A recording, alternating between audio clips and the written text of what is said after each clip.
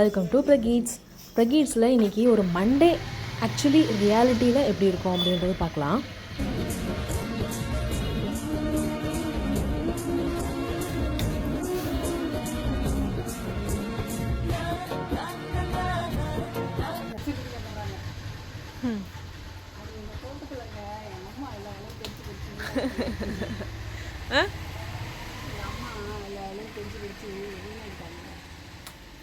இலைய பறிச்சா இது சின்னதாக போயிடுமா?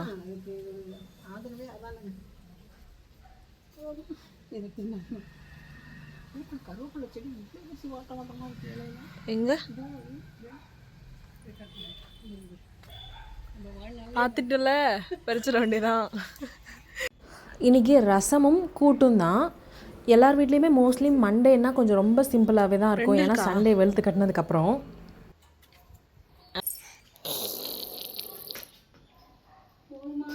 யாரு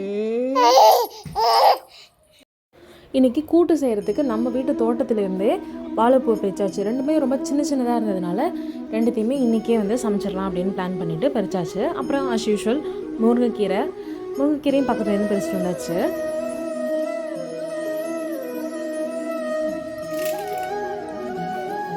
வாழைப்பூவை க்ளீன் பண்ணுறது எல்லாருக்குமே தெரிஞ்சது தான். ஃபஸ்ட்டு கொஞ்சம் மோர் ஊற்றி அதில் கொஞ்சம் உப்பு போட்டு தண்ணி ஊற்றி அதில் சின்ன சின்னதாக கட் பண்ணி போடும்போது தான் அதோட தோற்பு சக்தியை கொஞ்சம் குறைக்கும். இன்னொன்று கருப்பாக ஆகாமல் அப்படியே அதோட கலர்லேயே இருக்கிறதுக்கு ஹெல்ப்ஃபுல்லாக இருக்கும் தயிரில் போடும்போது.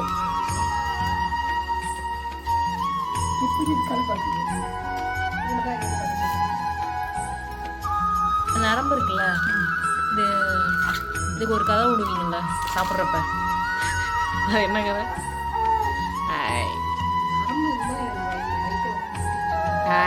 அந்த கதை கிடையாது.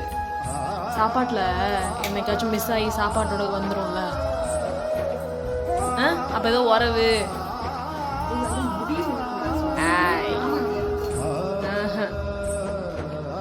ஒரு தடவை இதுக்கும் ஒரு ரீல் விட்டேன்.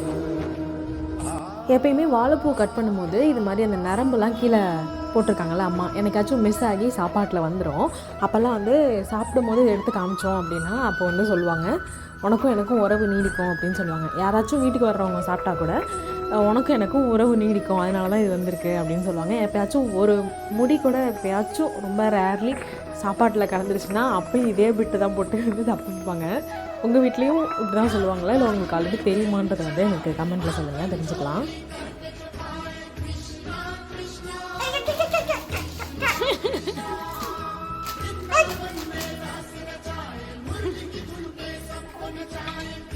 வாழைப்பூ முருங்கைக்கீரை கூட்டுன்றதை விட இந்த உலகத்தில் எனக்கு தெரிஞ்சு என் நாலேஜில் எந்த ஒரு டிஷ்ஷுமே இல்லை எந்த ஒரு ரெசிபியுமே அவ்வளோ ஹெல்த்தியாக இருக்கவே இருக்காது. அப்படியே கண்டுபிடிச்சாலும் அது இனிமே மேபி கண்டுபிடிக்கலாம், ஆனால் இது வரைக்கும் இல்லை. குளிச்சிட்டிங்களா?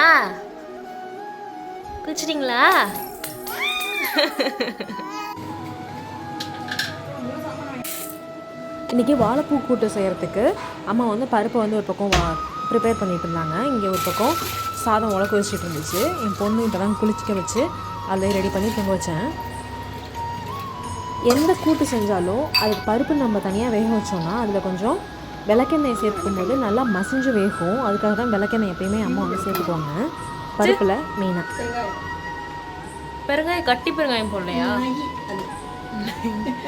என்னது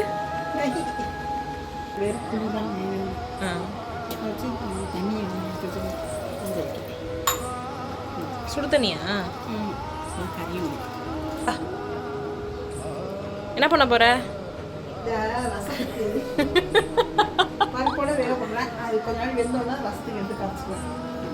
அதுக்கு சும்மாவே நீ அதில் போடலாம்ல. கருங்கல் இந்த தக்காளி ரசத்துக்கு இதில் போட்டு வேக வச்சுக்கிறோம், ஏன்னா அது கருங்கல் மாதிரி இருக்குது அப்படின்னு எங்கள் அம்மா சொன்னாங்க.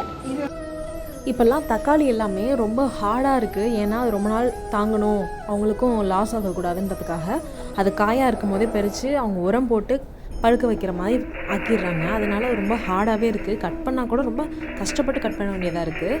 அதனால் எப்பயுமே பருப்பு வெந்துச்சுன்னா இல்லை வேறு ஏதாவது வேகும்போது அம்மா அதிலேயே தக்காளியும் போட்டு வேக வச்சுருவாங்க.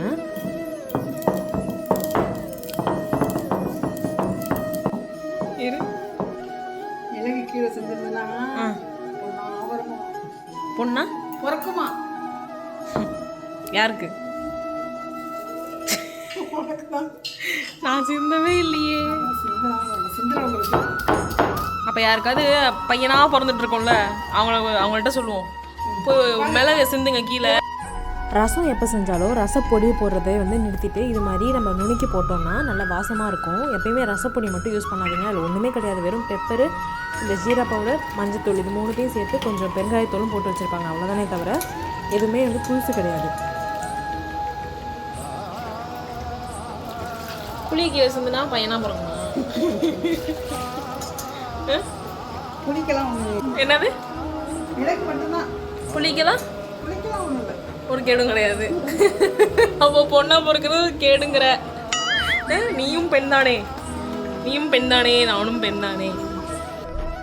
இப்போ இங்கே ரசத்துக்கான ப்ரிப்ரேஷன். புளியை நல்லா ஊற வச்சு இது மாதிரி மசிச்சு விட்டதுக்கப்புறம் அதில் இருக்கிற ஓடெல்லாம் தனியாக எடுத்துடணும்.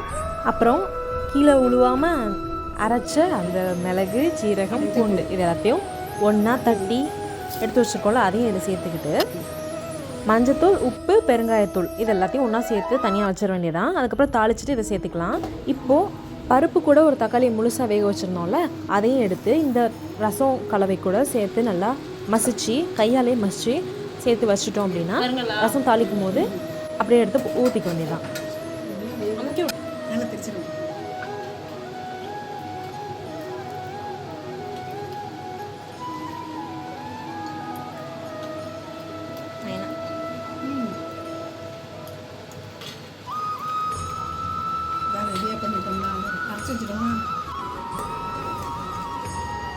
ஒரு சைட் கூட்டுக்கான பருப்பு வெந்துருச்சு. அதில் நம்ம அரிஞ்சு வச்ச வாழைப்பூவையும் சேர்த்துக்கிட்டு அது மேலே கீரை அள்ளி வைக்கணும். எப்பயுமே வந்து வாழைப்பூவை வச்சுட்டு அதுக்கப்புறம் தான் கீரை அள்ளி வைக்கணும்.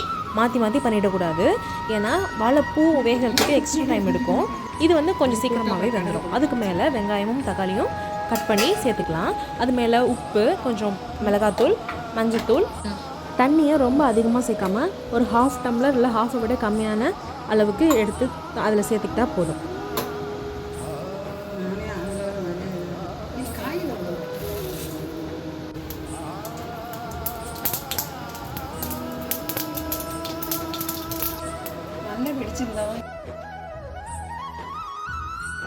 இங்கே ரசம் தாளிக்கிறதுக்கு ஆஸ் யூஷுவல் எப்பயும் போல் ஃபஸ்ட்டு மிளகாவை தான் போடணும். ஏன்னா அது வந்து எக்ஸ்ட்ரா டைம் எடுக்கும் அது வெடிக்கிறதுக்கு. இல்லை அதோடய ஸ்மெல்லும் வந்து பயங்கரமாக மூக்க காருன்னு சொல்லுவாங்க. அதுக்கப்புறம் கடுகு சேர்த்து வெடித்ததுக்கப்புறம் ரசத்துக்கு கரைச்சி வச்சுருக்கோம்ல அதை சேர்த்து நல்லா கொதிக்க விட்டால், ரொம்ப கொதிக்க விடக்கூடாது, லைட்டாக நுர வர அளவுக்கு விட்டாலே போதும். சூப்பராக ரெடி ஆகிடும். வாசம் கமகமன்னு இருக்கும்.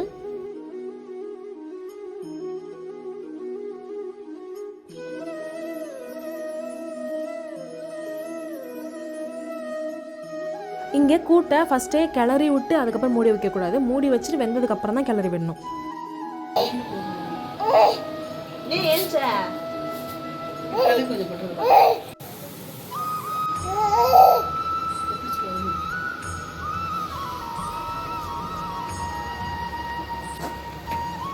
பாவக்காய் இருக்கிற வேலை தான்.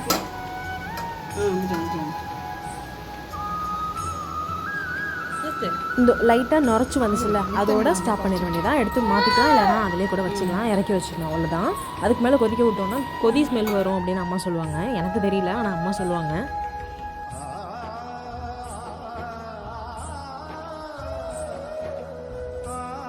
எப்பயும் கூட்டு வந்து கறி வடகம் போட்டு தாளிப்பாங்க. இந்த தடவை கறி வடகம் தீந்து போச்சு, அதனால அம்மா வந்து ரொம்ப சோகமாக ஆகிட்டாங்க.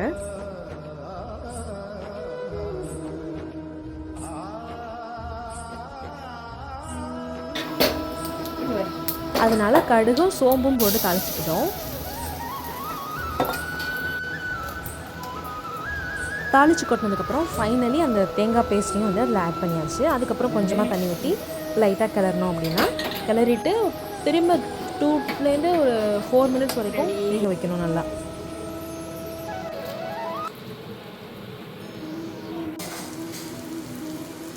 எப்பயுமே கூட்டு ரசம் அப்படின்னா கொஞ்சம் சப்புன்னு இருக்க மாதிரி இருக்கும். அதனால் எப்பயுமே ஒரு வறுவல் இருந்தால் நல்லாயிருக்கும். அதனால் இன்றைக்கி பாவக்காய் வறுவல், அப்புறம் நேற்று வச்ச மீன் ஒன்று இருந்துச்சு, அதையும் நான் சேர்த்து சாப்பிட்டேன். சூப்பராக இருந்துச்சு. ஏன்னா வறுவலில் கண்டிப்பாக பிடிக்கும்.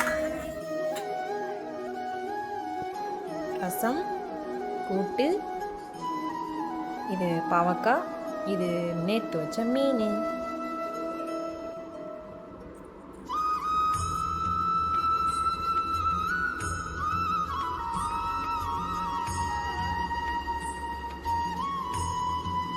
அம்மா என்ன பண்ண போற?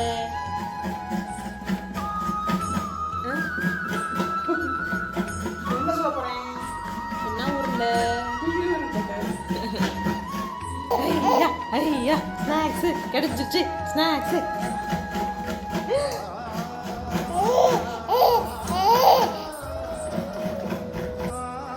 ரசம் கூட்டு இதெல்லாம் சாப்பிட்டதுக்கப்புறம் ஈவினிங்காக இன்றைக்கி வந்து நீர் உருண்டை செஞ்சாங்க அம்மா.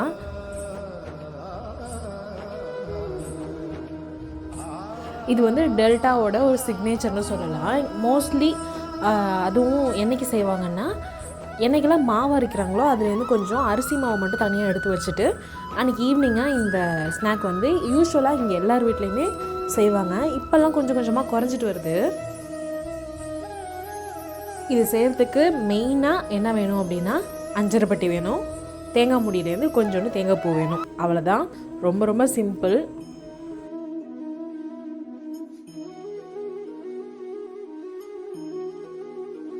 கடுகு, கடலைப்பருப்பு, உளுத்தம்பருப்பு, கருவேப்பிலை, பெருங்காயம், அது கூடவே வந்து கொஞ்சம் தேங்காய், உப்பு, அப்புறம் அந்த மாவு எல்லாத்தையும் சேர்ந்து கலந்து இது மாதிரி இட்லி பாத்திரத்தில் வச்சு வேக வச்சு எடுத்தோன்னா ரெடி ஆகிடும். அவ்வளோதான். இதோடு இந்த வீடியோ முடியுது. அடுத்த வீடியோவில் பார்க்கலாம். பாய்.